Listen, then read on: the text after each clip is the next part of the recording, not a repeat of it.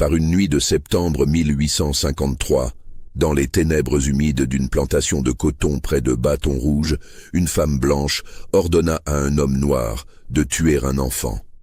Ce que Isaac Lebrun fit ce soir-là dans les eaux troubles du Mississippi, et ce que le fleuve lui rendit 3 jours plus tard, transformerait 47 vies et révélerait un secret si terrible que 3 familles s'entendraient pour l'enterrer à jamais. Mais les fleuves gardent leur propre mémoire et certaines vérités refusent de rester noyées.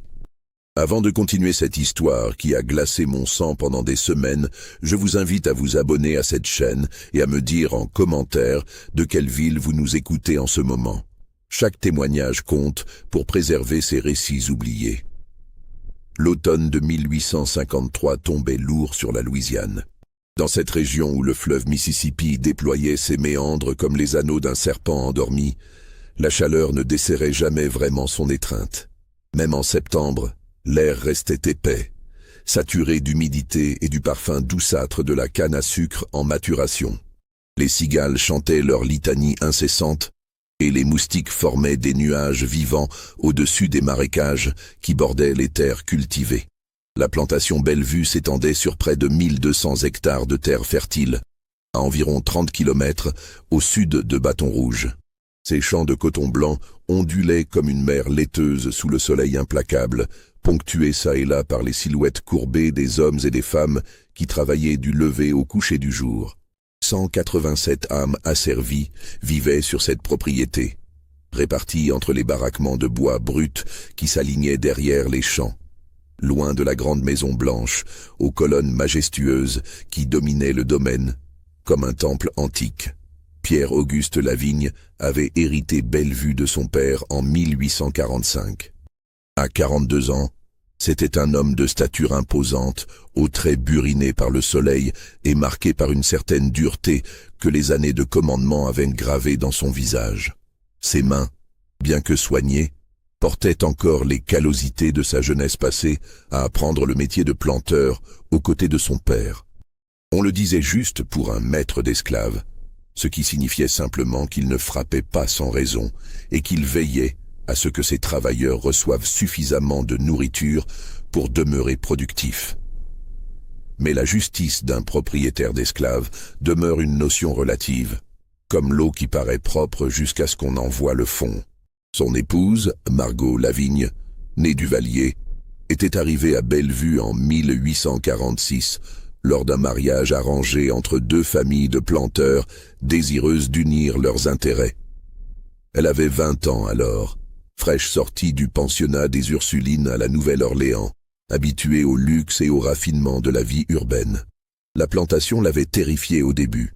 Les étendues infinies de champs, l'isolement oppressant, et surtout la présence constante de ces hommes et femmes noirs dont elle avait appris à craindre la simple existence.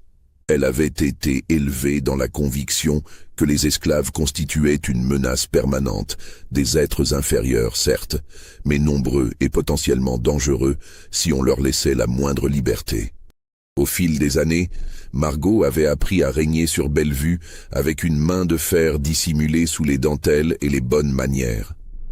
Elle gérait la maisonnée avec une efficacité redoutable, veillant à ce que chaque détail soit impeccable, chaque service rendu avec la déférence appropriée. Les domestiques la craignaient plus que le maître lui-même, car contrairement à Pierre-Auguste, qui se concentrait sur les champs et la production, Margot surveillait chaque aspect de la vie domestique avec une vigilance incessante. Un verre mal lavé, une nappe pliée de travers, un regard un peu trop direct, et la punition tombait, rapide et méthodique. La grande maison elle-même était une manifestation de leur statut social. Construite en bois de cyprès et de chêne, elle s'élevait sur 2 étages, ses galeries couvertes offrant une fraîcheur relative pendant les mois d'été étouffants. Les colonnes doriques qui soutenaient le portique avaient été importées d'Italie, tout comme le marbre du hall d'entrée. À l'intérieur, les meubles en acajou massif, les tapis persans, les lustres de cristal et les miroirs dorés témoignaient de la richesse accumulée par 2 générations de Lavigne. Chaque objet avait été choisi pour impressionner, pour affirmer la position de la famille dans la hiérarchie sociale rigide de la Louisiane antebellum. Mais sous ce vernis de civilisation et de prospérité, sous les conversations policées au salon et les dîners élégants éclairés aux chandelles, se cachait une réalité brutale que personne ne mentionnait jamais ouvertement. La richesse de Bellevue reposait entièrement sur le travail forcé de près de 200 êtres humains réduits au statut de propriété. Cette vérité imprégnait chaque pierre de la grande maison, chaque balle de coton expédiée vers les ports, chaque pièce d'or déposée dans les coffres de la famille. Isaac Lebrun faisait partie de ces vies invisibles qui permettaient à Bellevue de fonctionner. Âgé de 34 ans, il était né sur la plantation, fils d'une femme nommée Rachel, qui avait elle-même été achetée par le grand-père Lavigne dans les années 1810. Isaac n'avait jamais connu la liberté, jamais dormi ailleurs que dans les baraquements en bois, jamais mangé autre chose que les rations distribuées chaque semaine. Farine de maïs, lard salé, mélasse, et parfois un peu de poisson quand la pêche était bonne dans le bayou voisin. On lui avait appris à lire, fait rare pour un esclave, grâce à un ancien régisseur qui croyait qu'un contremaître sachant déchiffrer les ordres écrits était plus efficace. Isaac occupait effectivement cette position depuis 6 ans, supervisant le travail dans les champs sous la direction du régisseur blanc actuel, un homme nommé Thomas Mercier. Cette responsabilité faisait de lui un homme à part parmi les esclaves, respecté par certains, détesté par d'autres qui voyaient en lui un collaborateur du système qui les opprimait tous. Mais Isaac n'avait jamais eu le choix. Il avait accepté ce rôle parce que refuser aurait signifié le fouet, la vente à une autre plantation, la séparation d'avec sa femme Esther et leurs 3 enfants. Il avait appris à naviguer dans les eaux dangereuses de Bellevue, à anticiper les humeurs de Monsieur Lavigne, à interpréter les silences lourds de sens de Madame, à maintenir l'équilibre précaire qui lui permettait de protéger sa famille, tant bien que mal. Esther travaillait à la grande maison, faisant partie des 12 esclaves domestiques qui assuraient le service, la cuisine, le ménage et la blanchisserie.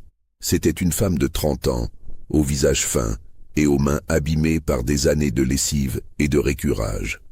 Elle avait été achetée par Pierre-Auguste peu après son mariage avec Margot, spécifiquement choisie parmi un lot d'esclaves vendus à la Nouvelle-Orléans pour sa douceur apparente et sa docilité. Margot l'avait formée personnellement, lui enseignant la manière exacte dont les nappes devaient être pliées, les argenteries polies, les planchers cirés. Esther avait appris rapidement, comprenant instinctivement que sa survie dépendait de sa capacité à satisfaire chaque exigence de sa maîtresse sans jamais montrer la moindre trace de volonté propre. Les enfants d'Isaac et Esther étaient leur seule source de joie véritable dans cette existence de labeur sans fin. L'aînée, Myriam, avait 11 ans et commençait déjà à travailler aux cuisines. Le second, Joseph, en avait 8 et aidait aux écuries.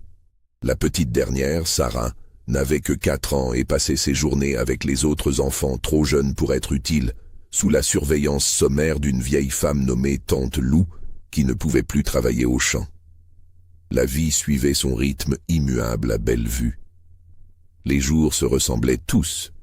Lever avant l'aube au son de la cloche, travail jusqu'au coucher du soleil, retour aux baraquements épuisés, maigre repas partagés en famille, sommeil lourd et sans rêve jusqu'au lendemain matin où tout recommençait. Les dimanches offraient un semblant de repos, quelques heures où les esclaves pouvaient cultiver leur petit jardin personnel, réparer leurs vêtements, se rassembler pour prier dans une grange que M. Lavigne avait désignée comme lieu de culte, à condition que les prêches restent convenables et qu'on y enseigne surtout l'obéissance et la résignation. Mais sous cette routine oppressante, sous l'apparence de soumission absolue, circulaient des courants secrets. Les esclaves avaient développé leur propre réseau d'information, leur code, leur manière de communiquer hors de portée des oreilles blanches. On se transmettait des nouvelles des plantations voisines. On murmurait au sujet des maîtres particulièrement cruels ou au contraire plus cléments. On partageait des stratégies de survie. Et parfois, très rarement, on évoquait à voix basse ces histoires de fugitifs qui avaient réussi à atteindre le nord. Ces récits presque mythiques de liberté qui semblaient aussi irréels que les contes de fées. Isaac écoutait ces conversations avec une attention particulière, non par désir de révolte ouverte, mais parce qu'il comprenait que l'information était une forme de pouvoir, même pour ceux qui n'en avaient aucun. Il savait quels esclaves étaient fiables, lesquels pouvaient être tentés de trahir un secret pour obtenir une faveur du maître, lesquels cachaient sous leur masque d'obéissance une rage muette qui ne demandait qu'à éclater. Cette connaissance l'avait maintenu en vie, lui et sa famille. L'été de 1853 avait été particulièrement éprouvant. La chaleur excessive avait rendu le travail dans les champs presque insupportable, et plusieurs esclaves âgés étaient morts d'épuisement. Pierre-Auguste avait dû acheter 6 nouveaux travailleurs pour compenser ses pertes et maintenir la productivité de la plantation. Ces achats représentaient un investissement considérable, et le maître était de mauvaise humeur, harcelant constamment Mercier le régisseur pour augmenter le rendement des équipes. Margot, de son côté, semblait de plus en plus nerveuse, irritable. Les domestiques avaient remarqué ses accès de colère pour des vétilles, ses ordres contradictoires, ses punitions de plus en plus sévères. Esther en particulier avait subi plusieurs fois la fureur de sa maîtresse au cours des dernières semaines, recevant des gifles pour des fautes imaginaires, des reproches cinglants qui la laissaient tremblante de peur. Ce que personne ne savait ouvertement, mais que beaucoup soupçonnaient, c'est que Margot Lavigne n'avait jamais pu donner d'enfant à son mari. 9 ans de mariage, et pas une seule grossesse menée à terme. Elle avait fait plusieurs fausses couches dans les premières années, chacune la laissant un peu plus amère, un peu plus consciente de son échec à remplir ce qu'elle considérait comme son devoir premier envers son époux et la lignée Lavigne. Les médecins consultés à la Nouvelle-Orléans n'avaient rien pu faire, se contentant de vagues prescriptions de repos et de fortifiants qui ne servaient à rien. Pour Pierre-Auguste, cette absence d'héritier représentait une déception profonde, même s'il n'en parlait jamais directement. À 42 ans, il voyait le temps filer et la perspective de mourir sans descendance légitime le hantait. Bellevue risquait de passer aux mains de cousins éloignés qu'il méprisait, des hommes faibles et incompétents qui gâcheraient l'héritage familial. Cette frustration se manifestait par une froideur croissante envers Margot, une distance qui s'était installée entre eux comme un mur invisible mais infranchissable. Et puis, il y avait eu Céleste. Céleste était arrivée à Bellevue en 1850, achetée lors d'une vente aux enchères à la Nouvelle-Orléans. Elle avait 17 ans à l'époque, une jeune femme de sang mêlé, la peau couleur de miel pâle, les traits délicats, les yeux d'un vert troublant qui trahissaient une ascendance blanche récente. Sa mère avait été la concubine d'un planteur créole qui l'avait vendue à sa mort, se débarrassant ainsi d'un témoignage gênant de ses écarts de conduite. Pierre-Auguste l'avait remarqué immédiatement sur l'estrade de vente, frappé par cette beauté inhabituelle. Il l'avait achetée pour une somme considérable, officiellement pour renforcer l'équipe domestique, mais tout le monde à Bellevue avait compris la véritable raison de cet achat. Margot elle-même n'était pas dupe, mais que pouvait-elle faire? Les maîtres prenaient régulièrement des concubines parmi leurs esclaves, c'était un fait accepté de la vie des plantations, un privilège masculin que personne ne questionnait ouvertement. Ce qui différait, c'était l'intensité de l'obsession de Pierre-Auguste pour Céleste. Il ne se contentait pas de la prendre occasionnellement, comme il l'avait fait avec d'autres esclaves par le passé. Il l'avait installée dans une petite maison séparée, derrière les écuries, loin des baraquements communs. Il lui rendait visite presque chaque nuit, passant des heures avec elle, négligeant complètement son épouse légitime. Il lui offrait des cadeaux, des robes de tissu fin, des rubans, des parfums. Il la traitait avec une douceur qu'il n'avait jamais manifestée envers Margot. Cette situation avait duré 3 ans. 3 années pendant lesquelles Margot ravalerait son humiliation et sa rage, maintenant les apparences lors des réceptions, souriant aux voisins comme si de rien n'était, alors que toute la région savait parfaitement ce qui se passait à Bellevue. 3 années pendant lesquelles elle regarderait Céleste avec une haine grandissante, une rage froide qui se nourrissait de chaque regard que son mari posait sur la jeune esclave, de chaque nuit qu'il passait loin de leur lit conjugal. Les autres esclaves observaient ce drame silencieux avec un mélange de pitié pour Céleste et de crainte pour eux-mêmes. Car ils savaient que cette situation ne pouvait pas durer éternellement, que quelque chose devrait céder tôt ou tard. La tension qui régnait à la grande maison était palpable, électrique, comme l'air avant un orage violent. Et puis, au printemps de 1853, Céleste était tombée enceinte. La nouvelle s'était répandue d'abord comme un murmure à peine audible entre les domestiques, puis comme une onde de choc à travers toute la plantation. Céleste portait l'enfant du maître, ce qui aurait pu n'être qu'un incident mineur sur d'autres plantations, où les maîtres engendraient régulièrement des enfants avec leurs esclaves sans que personne n'y prête attention, prenait à Bellevue une dimension dramatique à cause de l'absence d'héritier légitime. Pierre-Auguste avait réagi de manière inattendue. Loin de chercher à cacher cette grossesse ou à s'en débarrasser, il l'avait accueillie avec une joie évidente, presque enfantine. Il rendait visite à Céleste encore plus fréquemment, veillant à ce qu'elle reçoive la meilleure nourriture, qu'elle ne travaille plus, qu'elle reste au repos dans sa petite maison. Il avait même fait venir un médecin de Bâton Rouge pour examiner la jeune femme, un luxe extraordinaire pour une esclave. Margot avait observé tout cela sans dire un mot, son visage devenant de jour en jour plus pâle, plus tendu, ses mains se crispant sur sa broderie pendant les longues soirées où son mari ne rentrait pas. Les domestiques la voyaient parfois rester debout près de la fenêtre de sa chambre, regardant fixement vers la petite maison derrière les écuries, immobile comme une statue de sel pendant des heures. Esther, qui servait directement Madame Lavigne, sentait la tempête approcher. Elle voyait les signes dans les gestes de plus en plus brusques de sa maîtresse, dans les punitions de plus en plus sévères, infligées pour des fautes dérisoires, dans le silence glacial qui régnait désormais à la grande maison. Elle essayait de se faire aussi invisible que possible, de ne donner aucune prise à la colère qui couvait visiblement en Margot. Isaac, lui, observait la situation avec une inquiétude grandissante. Il connaissait suffisamment les dynamiques de pouvoir à Bellevue pour comprendre que cette grossesse mettait tout le monde en danger. Quand les maîtres se déchiraient entre eux, c'étaient toujours les esclaves qui en payaient le prix. Il redoublait de vigilance dans son travail, veillant à ce que les équipes maintiennent leur productivité, évitant tout ce qui pourrait attirer l'attention négative du maître ou de la maîtresse. Les semaines passèrent, lourdes et oppressantes comme la chaleur d'été. Le ventre de Céleste s'arrondissait visiblement.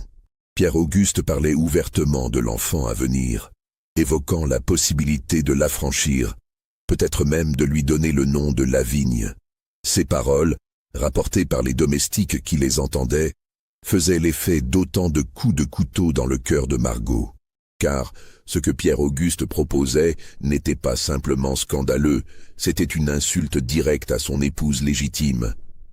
Donner son nom à l'enfant d'une esclave alors que Margot ne lui avait donné aucun héritier, c'était la rejeter publiquement, affirmer devant toute la société que cette femme noire avait réussi là où elle avait échoué.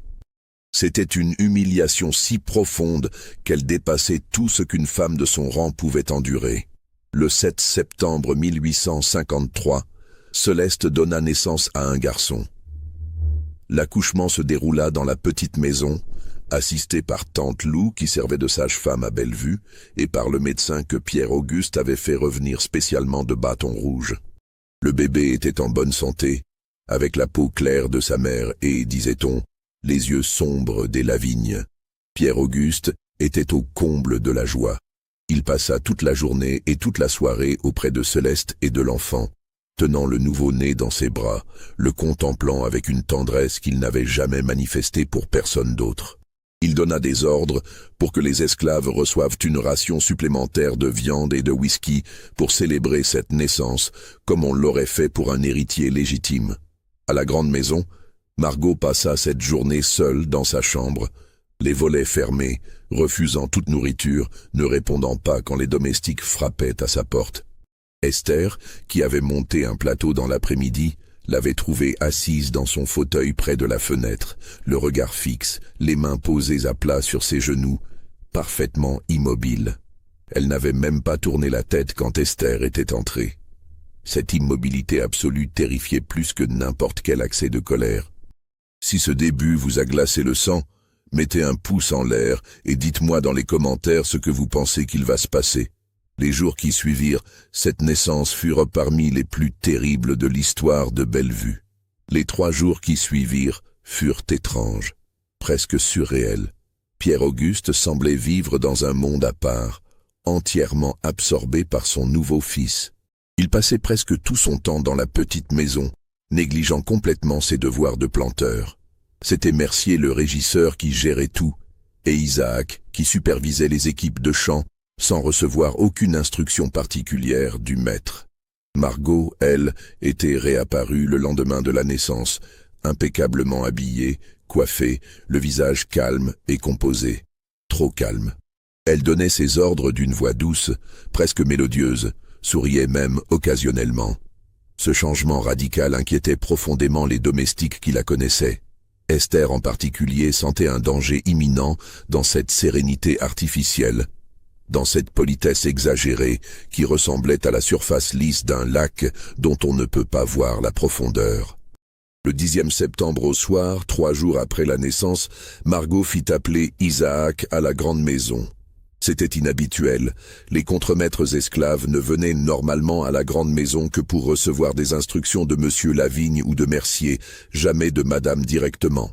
Isaac monta les marches du perron avec une appréhension grandissante, sachant que quelque chose de terrible allait se produire.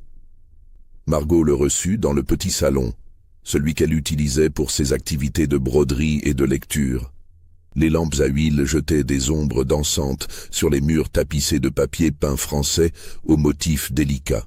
Elle était assise dans son fauteuil habituel, le dos très droit, les mains posées sur les accoudoirs, vêtue d'une robe de soie grise qui bruissait légèrement à chacun de ses mouvements. Isaac entra, le chapeau à la main, les yeux baissés comme on le lui avait appris depuis l'enfance.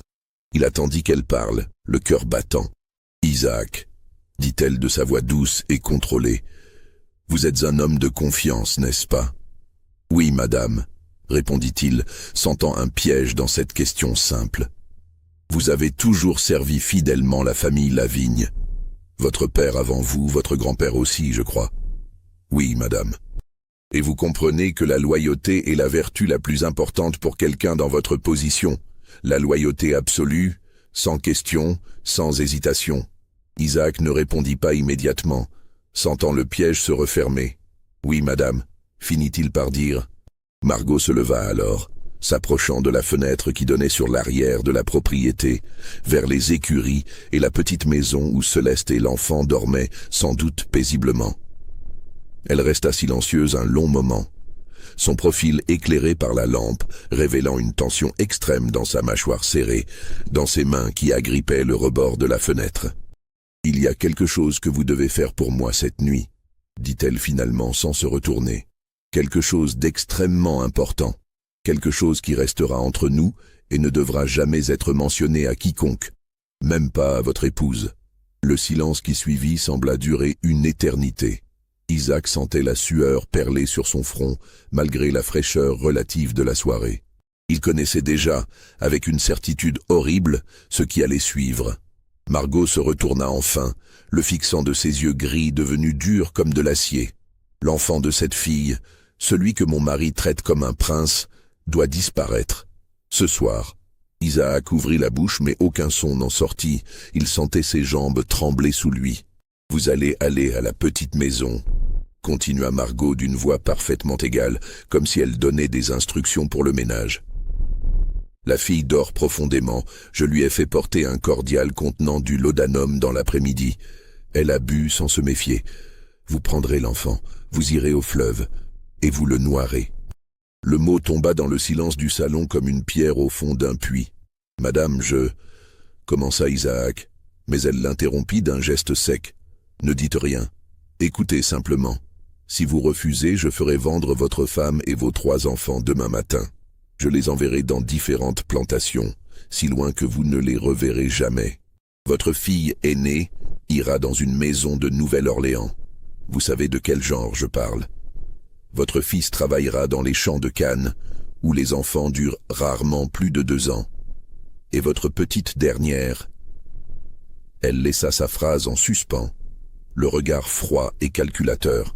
« Si vous obéissez, reprit-elle après une pause, votre famille sera en sécurité. Je veillerai personnellement à ce que vous restiez tous ensemble. Je vous donnerai même certains privilèges. Une cabane plus grande, de meilleures rations, peut-être même la possibilité pour vos enfants d'apprendre un métier. Mais vous devez faire exactement ce que je vous dis, et vous devez le faire cette nuit. » Isaac fixait le sol, incapable de lever les yeux, sentant le monde se refermer autour de lui comme un piège de fer. Il pensait à Esther, à Myriam, Joseph, la petite Sarah. Il pensait à l'enfant innocent qui dormait dans la petite maison. Il pensait au fleuve noir et froid qui coulait paresseusement à travers les champs. « Le fleuve prend parfois des enfants, » dit Margot d'une voix presque rêveuse. « Des accidents arrivent. Un bébé compose un instant près de la berge pendant qu'on lave du linge. 1 minute d'inattention. Ces choses se produisent. Personne ne peut être blâmé. » Elle s'approcha de lui, si proche qu'il pouvait sentir son parfum de rose et de poudre. « Vous comprenez ce que je vous dis, Isaac? Personne ne sera blâmé. Vous rentrerez chez vous, vous vous coucherez auprès de votre femme, et demain matin, quand on découvrira la terrible tragédie, vous serez aussi choqués que les autres. » Isaac ferma les yeux, sentant des larmes brûlantes couler silencieusement sur ses joues. Il pensait à sa mère Rachel, morte 10 ans plus tôt, qui lui avait appris à survivre dans ce monde cruel en courbant l'échine, en obéissant, en ne jamais défier les maîtres. Il pensait à toutes les horreurs qu'il avait déjà vues et acceptées par nécessité. Mais ceci, alors... La voix de Margot était devenue coupante comme une lame. Il ouvrit les yeux, mais ne la regarda toujours pas. « Oui, madame, » murmura-t-il, et ces 2 mots lui arrachèrent une partie de son âme. « Bien, allez maintenant, et souvenez-vous, le fleuve garde ses secrets. » Isaac sortit du salon sur des jambes tremblantes, descendit les escaliers de la grande maison, traversa la cour en direction de la petite maison derrière les écuries. La nuit était tombée complètement maintenant, sans lune, juste le scintillement lointain des étoiles dans le ciel d'encre. Les cigales chantaient leur mélopée habituelle, indifférentes au drame humain qui se jouait. La porte de la petite maison n'était pas verrouillée. Isaac entra, ses yeux s'habituant lentement à l'obscurité. Il distingua la forme de Céleste allongée sur le lit, sa respiration lourde et régulière du laudanum. Et dans un berceau de bois à côté du lit, emmailloté dans un lange blanc, le bébé dormait paisiblement. Isaac resta figé sur le seuil, regardant cet enfant innocent qui ne savait rien du monde terrible dans lequel il était né. Un enfant qui portait le sang de son maître et qui, pour cette raison même, était condamné. Car Margot ne tolérerait jamais qu'il vive, qu'il grandisse, qu'il devienne un rival potentiel pour tout héritier qu'elle pourrait encore concevoir, ou simplement une preuve vivante de son humiliation. Il s'approcha du berceau, les mains tremblantes. Le bébé bougea légèrement, ses petites mains se refermant et s'ouvrant dans son sommeil. Isaac se pencha, soulevant doucement l'enfant qui ne se réveilla pas.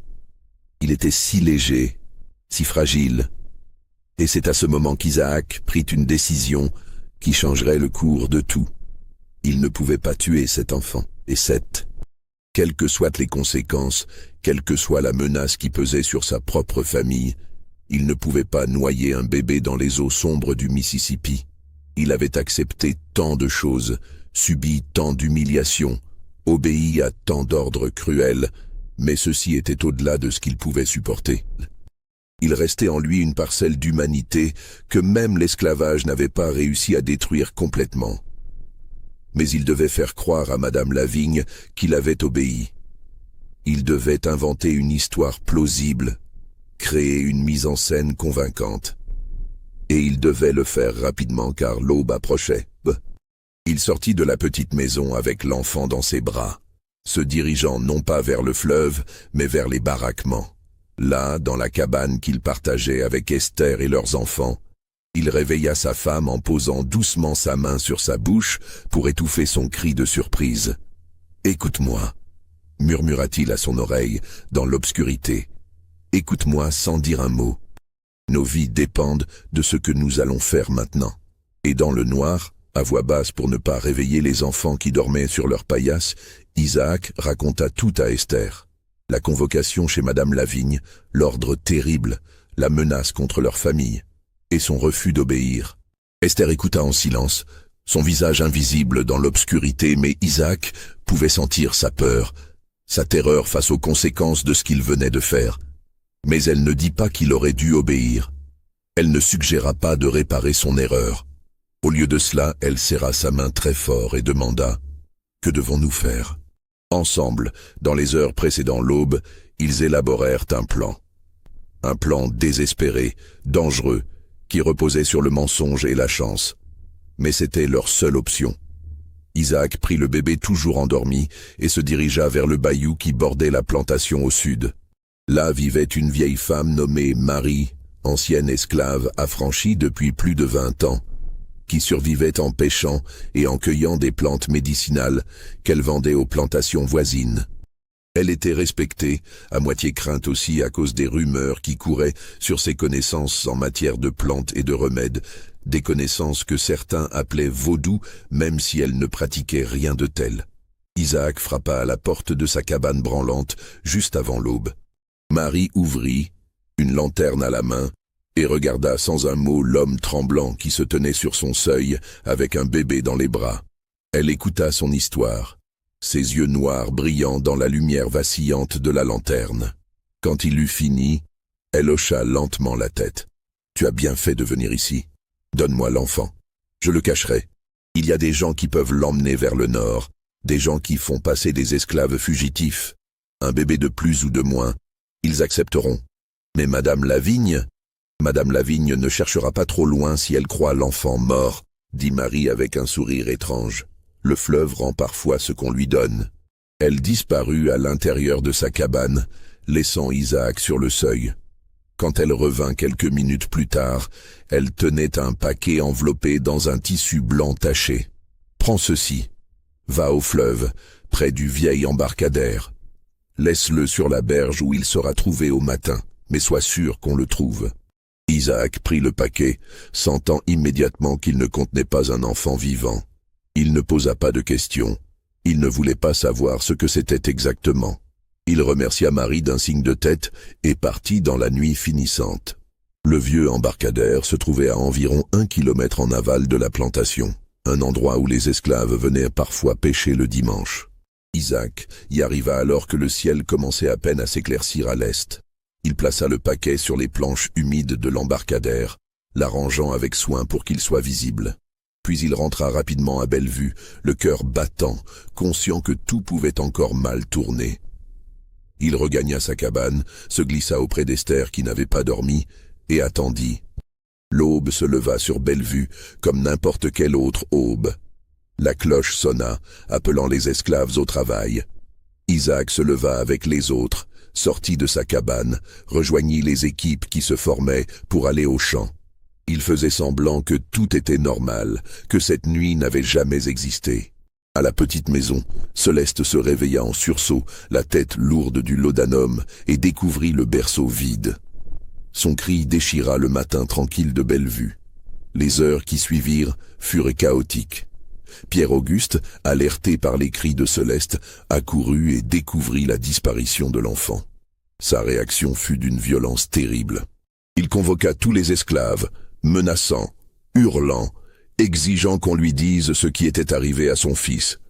Mercier et plusieurs contremaîtres blancs fouillèrent systématiquement tous les baraquements, les écuries, chaque recoin de la plantation. Ce fut finalement un jeune esclave qui découvrit le paquet à l'embarcadère alors qu'il allait chercher de l'eau au fleuve. Il le ramena en courant, terrifié, et le remit à Mercier. Quand on ouvrit le tissu blanc taché, on découvrit quelque chose. Un corps de bébé, gonflé par l'eau, méconnaissable, que le fleuve aurait rejeté après qu'il y fût tombé. Tout le monde présuma que c'était l'enfant de Céleste. Marie avait fait son travail avec une expertise troublante, créant un simulacre assez convaincant pour qu'en l'absence de tout moyen d'identification précis, dans le choc et l'horreur du moment, personne ne questionne vraiment ce qui était évident. L'enfant était mort, noyé dans le Mississippi. Pierre-Auguste s'effondra. Il pleura ouvertement.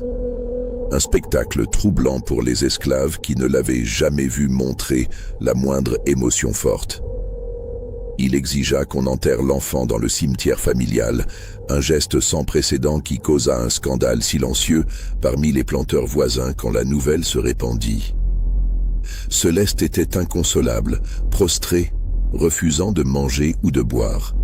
Elle affirmait qu'on lui avait donné quelque chose à boire, qu'elle s'était endormie profondément, qu'elle n'aurait jamais laissé son enfant sans surveillance. Mais qui l'écoutait vraiment? Une esclave, encore désorientée par l'accouchement, qui avait bu du laudanum pour dormir et avait simplement oublié de surveiller correctement son bébé. Ces choses arrivaient. Margot observait tout cela depuis la grande maison, son visage exprimant une tristesse appropriée quand Pierre-Auguste était présent, retrouvant son calme glacial dès qu'il tournait le dos. Elle fit venir Isaac 2 jours après la découverte du corps, le recevant à nouveau dans le petit salon. « Vous avez bien travaillé », dit-elle simplement, ses yeux gris le fixant avec une intensité dérangeante. « Comme promis, votre famille sera protégée. Nous n'en reparlerons jamais. » Isaac hocha la tête, incapable de parler, sentant le poids de ce mensonge s'installer sur ses épaules comme un fardeau qu'il porterait toute sa vie. Mais ce que ni Isaac ni Margot ne savaient, c'est que quelqu'un d'autre avait été témoin de tout. Esther, dans son anxiété de cette nuit terrible, avait parlé à voix basse à sa fille aînée Myriam, croyant l'enfant endormi. Mais Myriam était réveillée, et elle avait tout entendu. Elle avait entendu son père raconter l'ordre de madame, entendu ses parents chuchoter leurs plans désespérés, compris que le bébé n'était pas vraiment mort. À 11 ans, Myriam était assez vieille pour comprendre le danger terrible que représentait cette connaissance. Elle garda le secret, n'en parlant même pas à son petit frère Joseph. Mais ce secret grandit en elle comme une graine empoisonnée, colorant sa vision du monde, lui enseignant que la survie nécessitait parfois de terribles compromis. Les semaines passèrent. Pierre-Auguste sombra dans une mélancolie profonde, négligeant complètement la plantation. Mercier gérait tout maintenant, prenant des décisions qui auraient dû relever du maître. La production de coton en souffrit, et les finances de Bellevue commencèrent à se détériorer. Céleste, elle, ne se remit jamais vraiment. Elle continuait à vivre dans la petite maison, mais c'était comme si une partie d'elle était morte avec l'enfant qu'elle croyait perdu. Pierre-Auguste ne lui rendait plus visite. Il l'évitait même, incapable de supporter la vue de cette femme qui lui rappelait son fils mort. Margot, ayant obtenu ce qu'elle voulait, retrouva peu à peu une certaine sérénité. Elle ne souriait pas, elle n'était pas heureuse, mais la tension insupportable qui l'avait habitée pendant des mois s'était dissipée. Son mari avait perdu son héritier illégitime, et il lui restait peut-être encore du temps pour lui donner un véritable fils Lavigne. Mais le fleuve n'avait pas fini de révéler ses secrets. 3 mois après la tragédie, en décembre 1853, un incident étrange se produisit. Un bateau à vapeur qui remontait le Mississippi s'était arrêté brièvement près de l'embarcadère de Bellevue pour des réparations mineures. Parmi les passagers se trouvait un médecin de la Nouvelle-Orléans, un certain docteur Rousseau, qui avait assisté à l'accouchement de Céleste 3 mois plus tôt. Par curiosité, et n'ayant rien d'autre à faire pendant les réparations, Rousseau décida de rendre visite à la plantation, se demandant comment se portait l'enfant qu'il avait aidé à mettre au monde. Il remonta le chemin vers la grande maison et fut reçu poliment mais froidement par Margot, qui l'informa brièvement que l'enfant était malheureusement mort peu après sa naissance, noyé accidentellement. Rousseau exprima ses condoléances et s'apprêtait à repartir quand quelque chose le fit hésiter. Il demanda à voir le corps, si celui-ci avait été enterré sur place, expliquant qu'il aimerait prier sur la tombe. Margot ne put refuser sans paraître suspecte. Elle l'accompagna donc au petit cimetière familial, derrière la grande maison, où une petite pierre tombale marquait effectivement une tombe récente. Mais pendant qu'il marchait, Rousseau demanda des détails sur les circonstances exactes de la mort. Margot, prise au dépourvu, répéta l'histoire officielle. La mère s'était endormie, l'enfant avait dû ramper ou être emporté d'une manière ou d'une autre vers le fleuve, on l'avait retrouvé noyé. Rousseau fronça les sourcils. Mais l'enfant n'avait que 3 jours quand je suis parti. Il ne pouvait certainement pas ramper. Et je me souviens distinctement l'avoir examiné. C'était un bébé exceptionnellement vigoureux et alerte. Comment exactement serait-il arrivé jusqu'au fleuve? Margot, sentant le danger, répondit froidement que les détails exacts demeuraient flous, que c'était une tragédie qu'il préférait ne pas ressasser. Rousseau n'insista pas, mais son regard était devenu pensif, soupçonneux. Après son départ, Margot réalisa qu'elle avait un problème. Rousseau avait vu l'enfant vivant, en bonne santé. Si jamais il décidait de poser trop de questions, d'examiner de trop près les circonstances de cette mort, il pourrait commencer à tisser des liens dangereux. Elle en parla à voix basse avec Isaac le soir même, le convoquant à nouveau dans le petit salon. « Ce médecin, dit-elle, il pourrait devenir un problème. » Isaac sentit son estomac se nouer. « Qu'est-ce que madame veut que je fasse ?»« Rien pour l'instant. Mais si jamais il revient, si jamais quelqu'un d'autre pose des questions, tu sais ce qui arrivera à ta famille. Tu comprends ?»« Oui, madame. » Mais Rousseau ne revint pas. Il repartit vers la Nouvelle-Orléans et disparut de leur vie. Cependant, il avait planté une graine de doute, et cette graine allait germer de manière inattendue. L'hiver passa, puis le printemps de 1854 arriva. Pierre-Auguste semblait émerger lentement de sa dépression. Il recommençait à s'intéresser à la plantation, à donner des ordres à Mercier, à inspecter les champs. Mais il était changé, durci, et son regard avait pris une qualité distante, comme s'il regardait le monde de très loin. Sa relation avec Margot restait froide, purement formelle. Il ne partageait plus de repas en privé, dormait dans des chambres séparées, se croisait dans la maison comme 2 étrangers polis. Margot n'avait pas réussi à tomber enceinte, malgré les quelques fois où Pierre-Auguste était venu dans sa chambre par devoir conjugal. Céleste continuait à vivre dans la petite maison, mais elle était devenue l'ombre d'elle-même. Elle ne parlait presque plus, passait ses journées à regarder par la fenêtre vers le fleuve qui avait prétendument pris son enfant. Certains esclaves murmuraient qu'elle était devenue folle de chagrin. Et puis, en mai 1854, quelque chose d'étrange se produisit. Un homme arriva à Bellevue, se présentant comme un agent d'une compagnie d'assurance de la Nouvelle-Orléans. Il expliqua poliment à Pierre-Auguste qu'il était venu examiner les registres de la plantation dans le cadre d'une enquête de routine concernant des réclamations d'assurance. Apparemment, une compagnie qui avait assuré plusieurs bateaux à vapeur faisait des vérifications sur tous les accidents survenus le long du fleuve l'année précédente, cherchant à établir des statistiques sur les risques. Pierre-Auguste, ne voyant aucune raison de refuser, lui donna accès au registre limité de la plantation. Mais cet agent, qui se faisait appeler Monsieur Dubois, posa également beaucoup de questions sur les événements de septembre dernier. Il avait apparemment entendu parler de la mort de l'enfant, et il voulait des détails. « Vous comprenez ?» expliqua-t-il avec un sourire aimable. « Nous devons documenter tous les incidents impliquant le fleuve. C'est purement administratif. » Mais ces questions étaient précises, insistantes. Où exactement l'enfant avait-il été trouvé? À quelle distance de la maison? Y avait-il eu des témoins? Qui avait découvert le corps? Margot, présente pendant cet interrogatoire, sentait la sueur perler dans son dos, malgré la fraîcheur du salon. Elle observait Isaac, qui se tenait près de la porte, et voyait sa propre peur reflétée dans ses yeux. Après le départ de Dubois, qui promit de revenir si d'autres informations étaient nécessaires, Margot comprit qu'elle devait agir. Cette enquête, quelle qu'en soit la véritable raison, représentait un danger. Si quelqu'un creusait trop profondément, si quelqu'un décidait d'exhumer le corps pour l'examiner, elle fit à nouveau venir Isaac. « Il faut que ce corps ne soit plus là, » dit-elle sans préambule, « cette nuit, tu comprends ? Isaac sentit un vertige le saisir. « Madame veut que je déplace le corps? Je veux que tu le fasses disparaître complètement. Creuse ailleurs, loin, dans les marécages si nécessaire. Personne ne doit pouvoir le retrouver. » Cette nuit-là, Isaac se rendit au petit cimetière avec une pelle. Il creusa dans l'obscurité, ses mains tremblantes, jusqu'à ce qu'il atteigne le petit cercueil de bois que Pierre-Auguste avait fait fabriquer pour son fils. Il le sortit de terre, l'ouvrit pour vérifier son contenu. Et c'est là qu'il découvrit quelque chose qui le glaça jusqu'aux os. Le cercueil était vide, complètement vide. Le paquet que Marie lui avait donné, quel qu'il fût, n'avait jamais été mis dans le cercueil.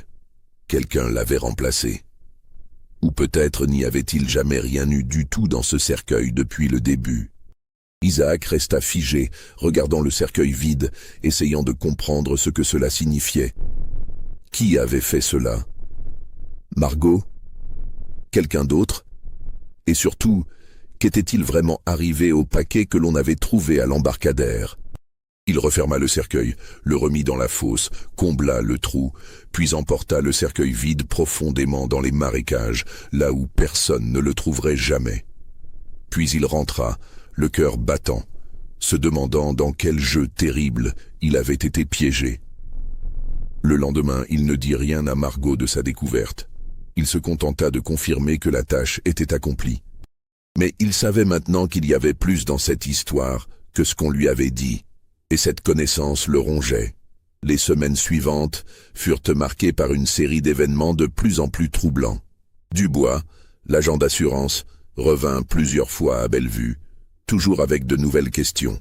Son comportement devenait de plus en plus étrange, ses interrogations de moins en moins en rapport avec une simple enquête d'assurance. Un après-midi, il demanda directement à parler à Céleste. Margot refusa catégoriquement, expliquant que la jeune femme était trop fragile mentalement pour être dérangée. Mais Dubois insista, avec une politesse ferme qui cachait mal une autorité sous-jacente. « Madame Lavigne, dit-il finalement, je crois que vous ne comprenez pas la gravité de la situation.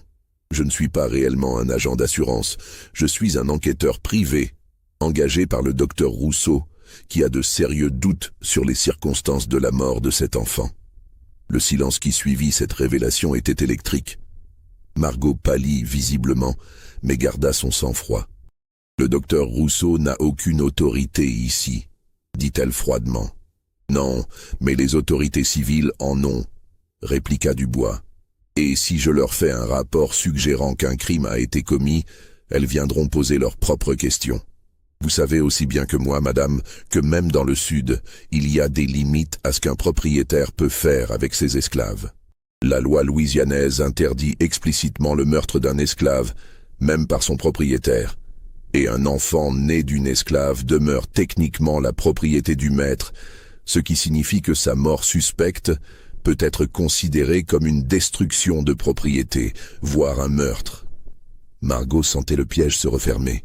« Que voulez-vous » demanda-t-elle, sa voix tremblant légèrement pour la première fois. Dubois sourit, un sourire froid et calculateur. « La vérité, madame. Simplement, la vérité. » Cette confrontation changea tout. Margot comprit qu'elle ne pouvait plus simplement ignorer le problème. Elle devait le gérer activement, et pour cela, elle avait besoin de contrôler tous ceux qui savaient quelque chose. Elle intensifia sa surveillance d'Isaac, le faisant suivre, s'assurant qu'il ne parlait à personne en dehors de sa famille immédiate. Elle fit également venir Esther et lui posa des questions détaillées sur ce que son mari lui avait dit cette nuit-là. Esther, terrifiée, nia tout, affirmant qu'Isaac ne lui avait rien dit de particulier. Mais Margot n'était pas dupe. Elle voyait la peur dans les yeux d'Esther, la manière dont ses mains tremblaient en servant le thé, la façon dont elle évitait tout contact visuel direct. Elle savait. Et si elle savait, elle représentait un danger. Entre-temps, Pierre-Auguste avait été informé par Dubois de ses soupçons. Sa réaction avait été violente. Il avait chassé l'enquêteur de sa propriété, menaçant de le faire arrêter pour intrusion et diffamation s'il revenait. Mais les paroles de Dubois avaient planté un doute dans son esprit. Une nuit, Il fit venir Isaac dans son bureau, une pièce qu'aucun esclave ne pénétrait normalement. Isaac entra, le cœur battant, sachant que ce moment déciderait peut-être de son sort. Pierre-Auguste était assis derrière son grand bureau en acajou, une bouteille de whisky et un verre devant lui. Il ne parla pas immédiatement, se contentant de fixer Isaac avec un regard dur, évaluant. « Cet homme, Dubois, dit-il finalement, il prétend que mon fils n'est pas mort accidentellement, il suggère que quelqu'un l'a tué délibérément. » Isaac resta silencieux, les yeux baissés. « Je veux que tu me dises la vérité, Isaac, toute la vérité, et je veux que tu saches que si tu me mens, si j'apprends que tu as eu quoi que ce soit à voir avec la mort de mon fils, je te tuerai de mes propres mains, lentement. Est-ce que c'est clair? » « Oui, monsieur. » « Alors, que s'est-il passé cette nuit-là » Isaac prit une décision en une fraction de seconde. Il choisit de dire une version de la vérité, calculant que c'était sa seule chance de survie. « Madame Lavigne m'a fait venir, » dit-il d'une voix basse mais claire. « Elle m'a ordonné d'emmener l'enfant au fleuve, de le noyer. » Le silence qui suivit était absolu. Pierre-Auguste fixait Isaac, son visage devenant progressivement écarlate, ses mains se crispant sur le bord du bureau. « Elle a dit quoi ?» Sa voix était à peine un murmure. « Elle m'a menacé, monsieur. Elle a dit qu'elle vendrait ma famille si je n'obéissais pas. Mes enfants, ma femme. Elle a dit qu'elle les séparerait, qu'elle enverrait ma fille dans une maison à Nouvelle-Orléans. Et tu as obéi ?» La voix de Pierre-Auguste montait maintenant, devenant un rugissement. « Tu as tué mon fils parce qu'une femme te l'a ordonné ?»« Non, monsieur. » Isaac leva les yeux pour la première fois, désespéré. « Je ne l'ai pas fait. Je n'ai pas pu. J'ai pris l'enfant, oui, mais je ne l'ai pas noyé. Je l'ai emmené à une vieille femme qui vit dans le bayou, Marie. Elle a dit qu'elle le ferait passer vers le nord, qu'elle connaissait des gens qui aidaient les fugitifs. » Pierre-Auguste se leva d'un bond, renversant sa chaise. « Tu mens.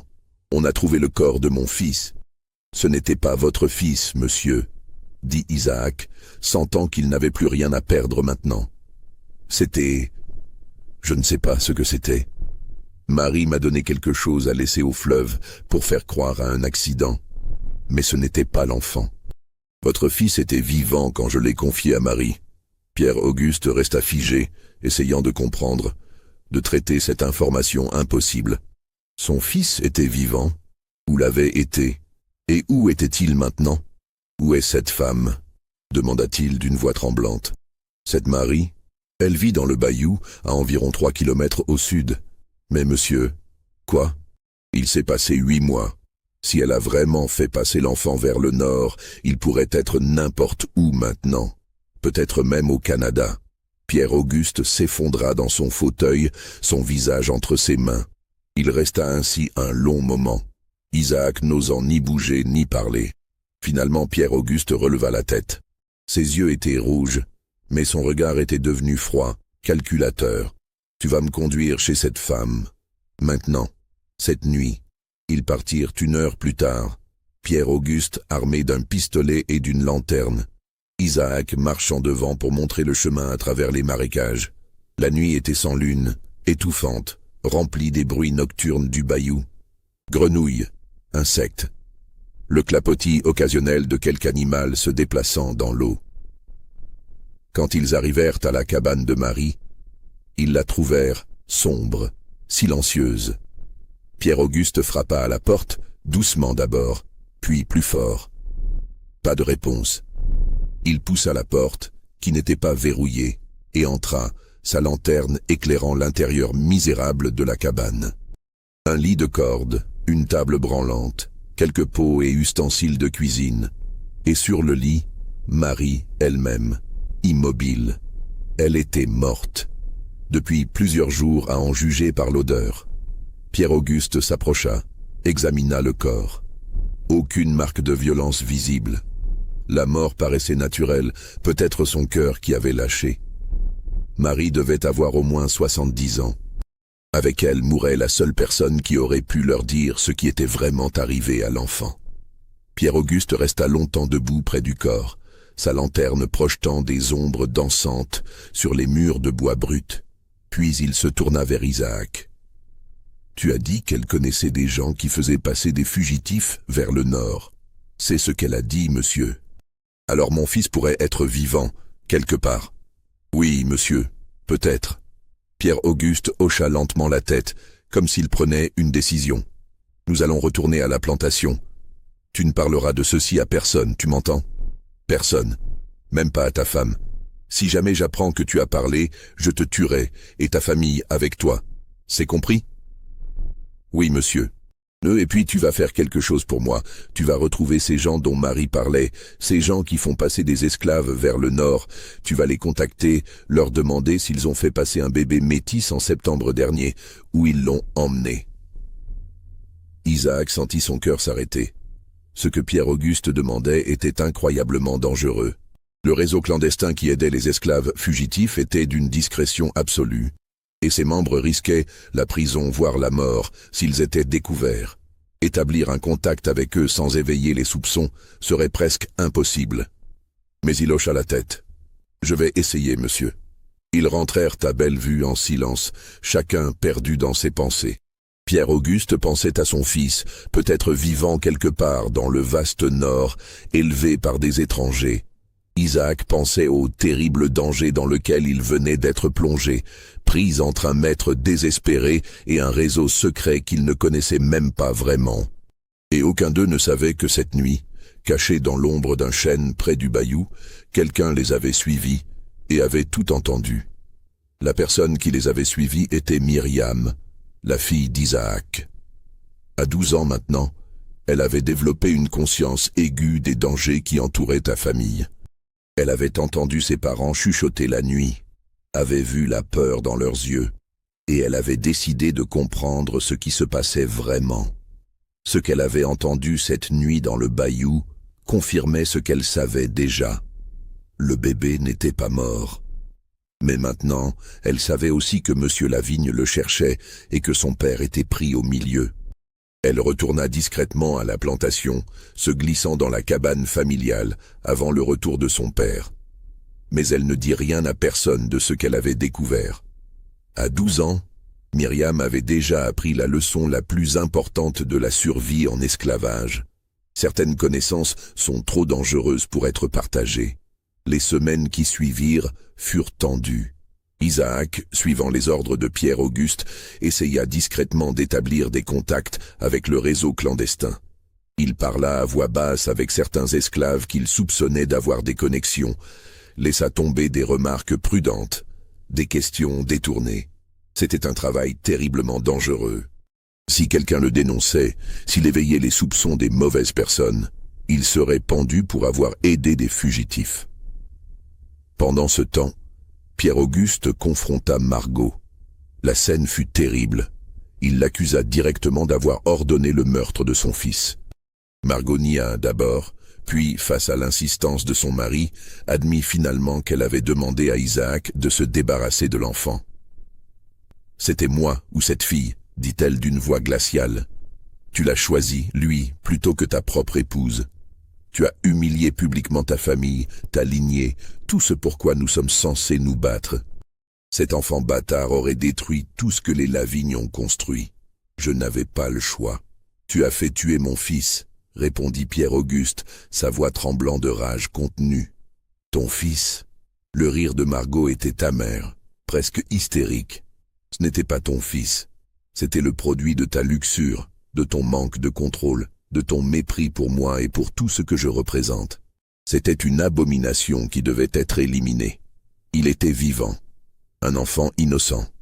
Il n'y a pas d'innocence dans ce monde, dit Margot, et dans ses yeux, Pierre-Auguste vit quelque chose de cassé, de profondément blessé. Il n'y a que le pouvoir et la survie. Tu m'as appris cette leçon toi-même. Pierre-Auguste quitta la chambre de sa femme cette nuit-là, avec la certitude que leur mariage était irrémédiablement terminé. Mais il ne pouvait pas la répudier, pas sans scandale, pas sans détruire sa propre réputation sociale. Ils étaient liés l'un à l'autre, condamnés à vivre côte à côte dans une guerre silencieuse qui ne finirait qu'avec la mort de l'un d'eux. 3 mois plus tard, Isaac réussit finalement à établir un contact. Un vieil esclave d'une plantation voisine, qui passait parfois par Bellevue pour livrer du poisson, lui glissa un jour une information. Il y avait eu effectivement un bébé, un garçon métis qui avait été passé vers le nord en septembre 1853. L'enfant avait été remis à une famille de Quakers en Ohio, des gens qui recueillaient des enfants d'esclaves et les élevaient comme leurs propres enfants. Isaac transmit cette information à Pierre-Auguste, qui reçut la nouvelle en silence, les yeux fixés sur un point invisible au loin. Son fils était vivant, quelque part en Ohio, élevé par des étrangers qui ne sauraient jamais qui était son véritable père. « Comment s'appellent ces gens » demanda-t-il finalement. « Je ne sais pas, monsieur. Mon contact n'a pas voulu me le dire. Il a dit que c'était trop dangereux, que si cette information tombait entre de mauvaises mains, toute la chaîne serait détruite. » Pierre-Auguste hocha lentement la tête. Il comprenait. Le réseau qui avait sauvé son fils devait rester secret, protégé. Mais cela signifiait qu'il ne reverrait probablement jamais cet enfant. « Il y a autre chose, monsieur, » continua Isaac, hésitant. « Mon contact a dit que l'enfant avait été baptisé par la famille qui l'a recueilli. Ils l'ont appelé Samuel Freeman. Samuel Freeman. Un nom de liberté pour un enfant né dans les chaînes. » Pierre-Auguste répéta ce nom à voix basse, comme une prière ou une malédiction. Puis il congédia Isaac et resta seul dans son bureau, une bouteille de whisky pour toute compagnie. Mais l'histoire ne s'arrêtait pas là. Parce que Dubois, l'enquêteur, n'avait pas abandonné. Il était revenu à Bellevue avec un mandat des autorités civiles exigeant d'examiner la tombe de l'enfant. Pierre-Auguste ne put refuser. Dubois, accompagné d'un officier de police de Bâton Rouge, se rendit au cimetière et ordonna l'exhumation du corps. Quand on ouvrit la tombe, on découvrit ce qu'Isaac savait déjà. Le cercueil était vide. L'enquête qui suivit fut chaotique. Dubois accusait Margot de meurtre. Pierre-Auguste niait farouchement, affirmant que l'enfant avait bel et bien été enterré, que quelqu'un avait dû voler le corps pour des raisons inconnues. Les autorités étaient perplexes, ne sachant que croire. Finalement, faute de preuves tangibles d'un crime, l'affaire fut classée. On ne pouvait pas poursuivre quelqu'un pour meurtre sans corps. Et personne ne voulait vraiment creuser trop profondément dans les affaires internes d'une plantation prospère. Le système entier reposait sur le maintien d'une certaine discrétion sur ce qui se passait vraiment derrière les portes closes des grandes maisons blanches. Mais le scandale avait touché Bellevue. Les planteurs voisins parlaient à voix basse de cette étrange affaire, de cet enfant disparu, de ce cercueil vide. La réputation de la famille Lavigne en souffrit, et leur position sociale se détériora lentement, mais sûrement. Margot, officiellement lavée de tout soupçon mais regardée avec méfiance par tous, se retira de plus en plus dans la grande maison, évitant les contacts sociaux. Elle développa une paranoïa croissante, voyant des menaces partout, surveillant obsessivement les esclaves domestiques. Céleste, qui avait appris par les rumeurs que son enfant pourrait être vivant, retrouva une étincelle de vie. Elle commença à poser des questions, à chercher discrètement des informations. Pierre-Auguste, pris de pitié et peut-être de culpabilité, lui parla finalement, lui racontant ce qu'Isaac avait découvert. Céleste pleura de soulagement en apprenant que son fils vivait quelque part, libre. Mais cette connaissance était aussi une torture. Elle savait qu'elle ne le reverrait jamais, qu'elle ne connaîtrait jamais l'homme qu'il deviendrait. Il était hors de portée, dans un monde auquel elle n'aurait jamais accès. Les années passèrent lentement à Bellevue, marquées par une atmosphère de plus en plus tendue et sombre. La plantation continuait à fonctionner. Le coton continuait à être récolté et vendu, mais quelque chose d'essentiel s'était brisé. Pierre-Auguste ne prit plus jamais de concubine parmi les esclaves. Il se concentra entièrement sur la gestion de sa propriété, devenant de plus en plus dur, plus impitoyable dans ses décisions économiques. Mais la nuit, seul dans son bureau, il sortait parfois un morceau de papier où il avait écrit un nom, Samuel Freeman. Il se demandait à quoi ressemblait son fils maintenant. S'il était heureux, s'il apprenait à lire et à écrire, s'il serait un jour libre pour de vrai. Margot sombra progressivement dans une forme de folie douce. Elle continuait à diriger la maisonnée avec la même efficacité apparente. Mais les domestiques remarquaient ses comportements de plus en plus étranges. Elle parlait toute seule, voyait des choses que personne d'autre ne voyait, avait des accès de rage suivis de longs silences catatoniques. En 1857, elle tomba soudainement malade. Une fièvre violente la saisit, et malgré les soins d'un médecin appelé de la Nouvelle-Orléans, elle mourut en 3 jours. On parla de pneumonie, mais certains murmurèrent que c'était son esprit qui avait finalement cédé sous le poids de ses actions. Céleste vécut encore 10 ans à Bellevue, travaillant au champ maintenant, car Pierre-Auguste ne supportait plus de la voir. Elle mourut en 1867, peu après la fin de la guerre de sécession qui avait libéré tous les esclaves. Elle mourut en femme libre, mais son cœur était resté prisonnier de ce mois de septembre 1853, où on lui avait volé son enfant. Isaac et Esther restèrent à Bellevue, même après l'émancipation, n'ayant nulle part où aller, aucun moyen de survivre ailleurs. Ils vieillirent sur la terre où ils étaient nés esclaves, témoins silencieux d'une histoire terrible qu'ils ne racontèrent jamais complètement à personne, pas même à leurs enfants. Myriam, leur fille aînée, quitta Bellevue dès qu'elle le put après la guerre. Elle partit vers le nord, vers l'Ohio, espérant peut-être y retrouver des traces de l'enfant qui avait été sauvé. On ne sait pas si elle réussit. Pierre-Auguste Lavigne mourut en 1872, seul dans la grande maison maintenant vide et en décrépitude. Bellevue fut vendue pour payer ses dettes, divisée, transformée. La grande maison blanche fut finalement détruite par un incendie en 1885.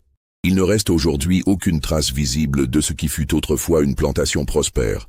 Quant à Samuel Freeman, l'enfant qui avait été sauvé des eaux du Mississippi, les archives suggèrent qu'il grandit effectivement en Ohio, élevé par une famille de Quakers qui ne lui parla jamais de ses origines.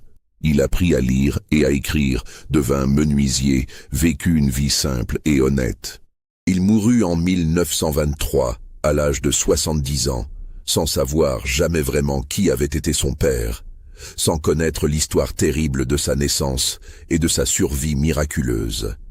Mais dans les quelques documents qui subsistent, dans les lettres qu'il écrivit à ses propres enfants, on trouve parfois des phrases étranges, des mentions de rêves récurrents où il voyait un grand fleuve, une maison blanche aux colonnes majestueuses, et une femme au visage qu'il ne pouvait jamais vraiment distinguer, qui pleurait en silence près d'une fenêtre. Certaines mémoires, semble-t-il, persistent au-delà de la connaissance consciente, transmises peut-être par des moyens que nous ne comprenons pas encore. Le fleuve garde ses secrets, mais il murmure aussi ses histoires à ceux qui savent écouter. Voilà l'histoire de Bellevue, une histoire qui a mis des années à être reconstituée à partir de fragments de documents, de registres de plantations, de lettres personnelles découvertes dans des greniers oubliés. Croyez-vous que tout cela s'est vraiment passé? Que Samuel Freeman a vraiment existé? Dites-le moi dans les commentaires. Abonnez-vous pour d'autres histoires oubliées de l'histoire américaine. Et partagez cette vidéo avec ceux qui, comme vous, croient que le passé n'est jamais vraiment enterré.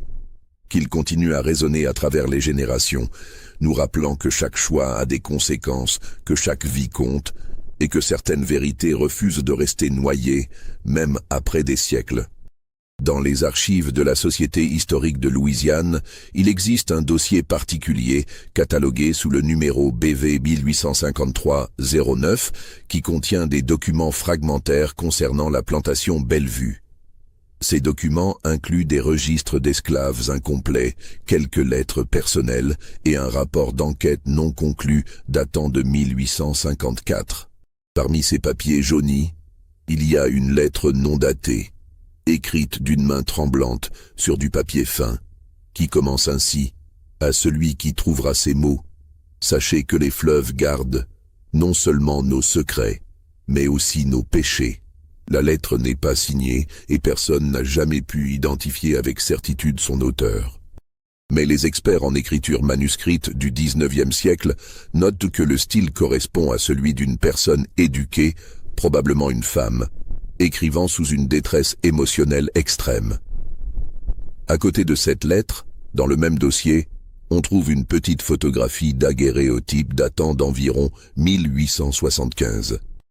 Elle montre un homme d'âge moyen, au visage sérieux, portant les vêtements simples d'un artisan. Au dos de la photographie, quelqu'un a écrit au crayon « Samuel Freeman, menuisier, Columbus, Ohio ». La ressemblance avec les portraits connus de Pierre-Auguste Lavigne est troublante, particulièrement dans la forme des yeux et la ligne du menton. Mais peut-être n'est-ce qu'une coïncidence. Peut-être toute cette histoire n'est-elle qu'une légende, un conte sombre tissé à partir de bribes de vérité et d'imagination. Peut-être n'y a-t-il jamais eu de Bellevue, jamais eu d'Isaac ou de Margot, jamais eu d'enfants sauvés des eaux, ou peut-être pas. L'histoire est une rivière qui coule dans une seule direction, mais dont les courants secrets nous échappent souvent. Nous ne voyons que la surface, les remous et les tourbillons, sans jamais vraiment comprendre ce qui se cache dans les profondeurs. Et comme le Mississippi lui-même, l'histoire charrie des vérités et des mensonges mêlés, impossibles à démêler complètement. Tout ce que nous pouvons faire, c'est écouter ces murmures et essayer de comprendre les échos du passé qui continuent à résonner dans le présent. La seule certitude, c'est que des histoires comme celle-ci se sont produites encore et encore sur des centaines de plantations à travers le sud antebellum. Des enfants nés dans les chênes, des familles déchirées, des secrets enterrés, des vies détruites par un système qui transformait les êtres humains en propriétés. Bellevue existe peut-être, ou peut-être pas. Mais les Bellevues du monde réel, eux, ont existé. Par centaines, par milliers, et leurs fantômes nous hantent encore aujourd'hui.